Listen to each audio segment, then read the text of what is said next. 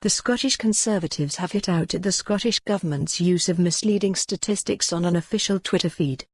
MSP Donald Cameron has written to Permanent Secretary Leslie Evans over a tweet last week that claimed the youth unemployment rate in Scotland had fallen 0.3% this year.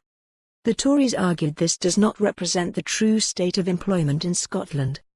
The Scottish Government was also criticised by the UK Statistics Authority last week, which said that figures used to support the claims were unreliable. The statistics, which featured in the Scottish Government's Scotland's Labour Market release, were taken from a small sample survey in the Labour Force Survey, LFS. But figures in the Annual Population Survey, APS, which the UK Statistics Authority says are more reliable, show youth unemployment in Scotland actually rose by 0.8%. Mr Cameron said, "It is entirely typical of this SNP government, first that misleading figures should be used and second that they refuse to apologise or rectify the situation." Nicola Sturgeon's ministers have been found out by the UK Statistics Authority. The Permanent Secretary needs to act to stop the SNP using its position in government to mislead the public.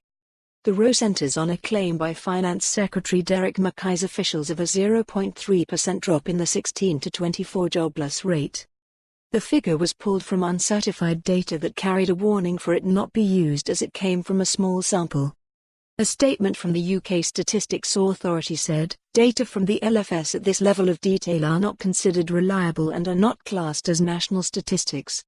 The APS is the more reliable data source for estimates of youth unemployment, due to its larger sample size, particularly when considering a breakdown by age and country within the UK. It would be helpful to make this clear both in the summary published by the Scottish Government and any related use of the estimates, including on social media. In his letter to the Permanent Secretary, Mr Cameron called for a correction to the statistics. He added, "In my view, this is the sort of partisan spin that I would expect from the official SNP account, not an official Scottish Government account. It is extremely important, especially during a general election campaign, that the Scottish Government and its civil servants remain impartial and publish information that is accurate and well-founded." For more on this story, visit the news article link.